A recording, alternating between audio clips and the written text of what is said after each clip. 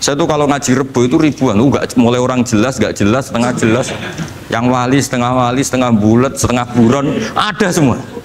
Sampai ada yang setengah buron pernah ketemu polisi yang ngaji. Saya ini mau nangkap kamu malah ketemu di sini jadi. Jadi sudah lah Pak, atas nama hormat Gus Pak, nangkapnya nanti aja karena ketemunya pas ngaji. Bismillahirrahmanirrahim. Pertemuan kemarin kita nerangkan tentang dabaih ya. Ya mudah ya, tentang dabaih.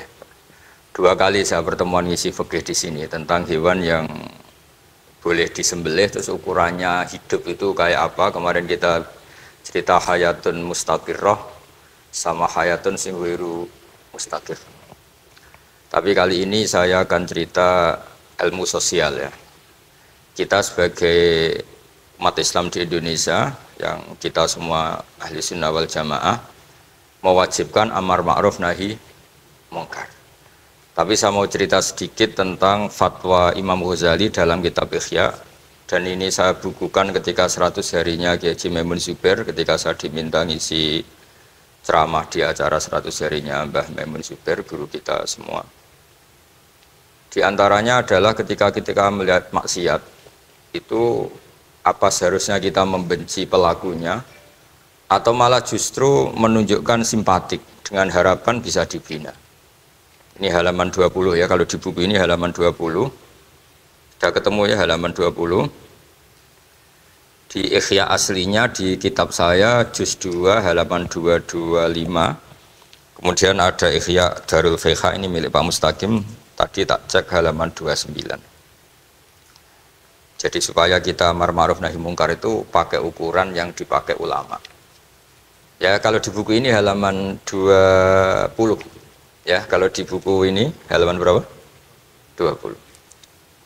Saya beri mukaddimah ya, misalnya gini, ada orang mabuk di jalan. Itu dia melakukan kemungkaran, jelas mabuk. Kadang-kadang ibunya itu solihah, keluarganya soleh, ikut majelis taklim.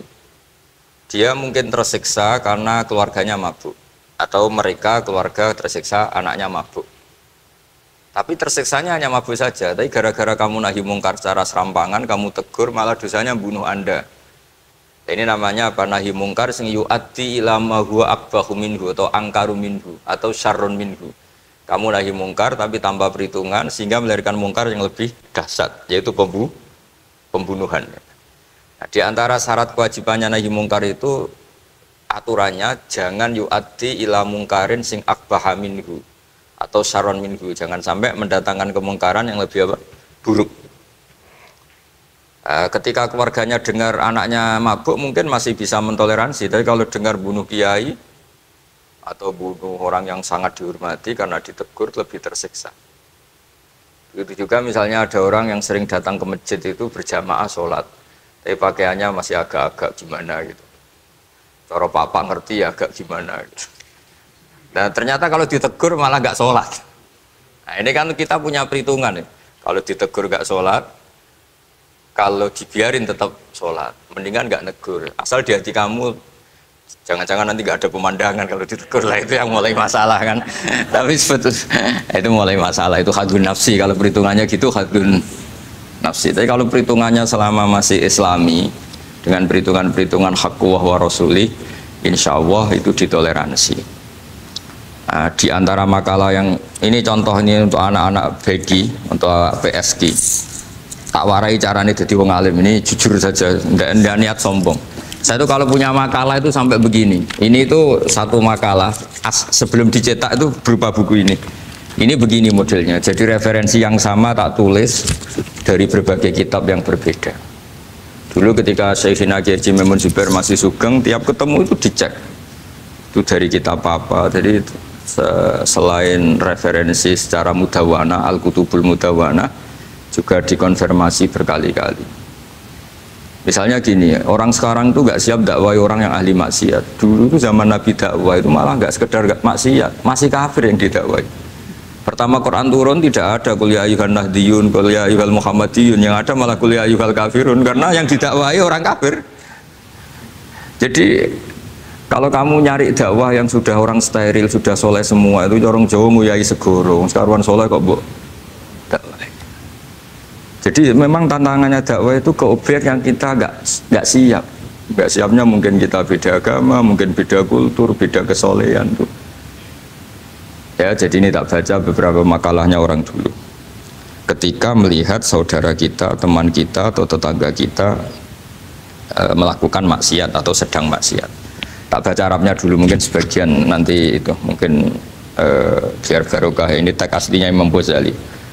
Wa turuqus salafi qad ikhtalafat fi izharil buhdi ma ahlil ma'asi.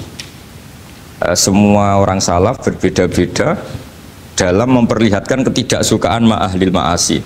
Tentu kita semua tidak suka perzinaan, nggak suka mabuk-mabukan, nggak suka togel, nggak suka judi. Terus fa'in kulta, ini yang mulai dialek gitu ya. Fa'in kulta itu andaikan ada satu pertanyaan, yaitu yang mulai halaman 20. Fa'aqallu darajati fi izharil bughdi al-hajru wal i'radu wa qat'ur rifqi wal i'anah. Fahal yajibu dzalika hatta ya'siyal abdu bitarkih. Fa'aqulu la yadkhulu dzalika fi dhahiril ilmi tahta taklif wal ijab. Fa innana alamu annal ladzina syaribul khamra wa ta'atau al fawahisha fi zamani Rasulillah sallallahu alaihi wasallam as-sahabah maka yuhjaruna bil kulliyah. Dulu zaman Nabi juga banyak orang-orang yang masih mabuk, masih melakukan hal-hal yang buruk. Tapi mereka yang sedang maksiat atau baru berstatus fasik itu maka yuhjaruna bil kulliyah. Tidak begitu ditinggalkan saja atau asingkan begitu saja.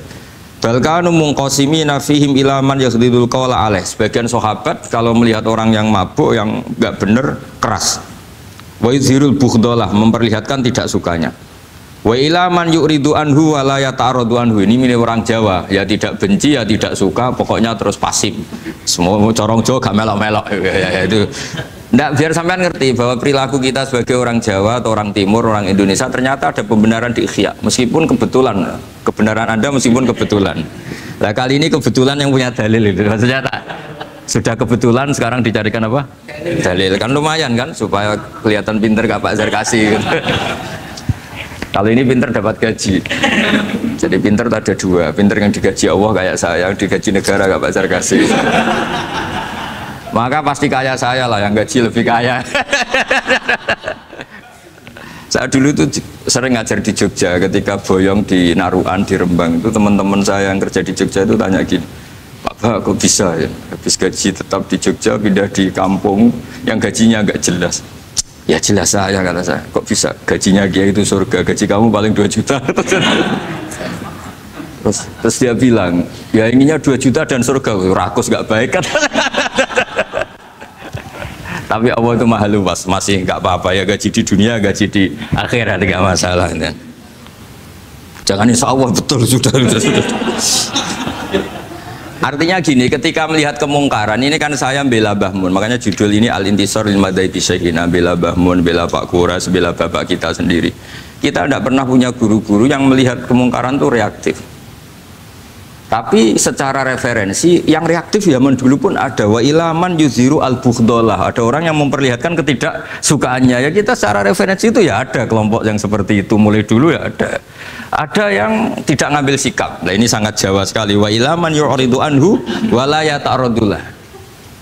Ya, tapi kamu jangan terus bilang wah Imam Ghazali berarti NU kultural ya enggak. Imam Ghazali itu ada sebelum bahas Mas Ari, nanti kamu ngait-ngaitkan Imam Ghazali punya KTA NU enggak ya, enggak ini. Ya jelas ya, ada yang ngambil sikap apa? Yudhirul bughda, memperlihatkan ketidaksukaannya. Ada yang ngambil sikap yu'ridu anhu wa la yata'aradu lah. Nah ini yang ketiga, ini yang persis Wali Songo yang ketiga ini. Wa ilaman yang zuru ilaihi bi'ainir rahmah.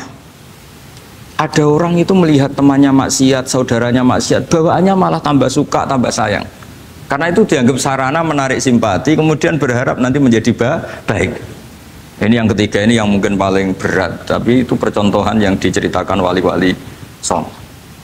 Ini jelas ada ya kelompok ketiga. Artinya gini loh, kalau kamu melihat kiai atau sejarah Wali Songo yang empati atau membina orang-orang fasik dengan kasih sayang, kamu jangan langsung bilang ini Islam apa tidak nahi mungkar. Kamu yang kurang ilmu ribet. Ini jelas ada takbirnya. Mulai ini Imam Ghazali loh, Hujjatul Islam. Orang punya gelar Hujjatul Islam. Bukan dokter, bukan profesor, Hujjatul Islam. Sedunia lagi, bukan versi. Bukan versi kampus tertentu, sedunia.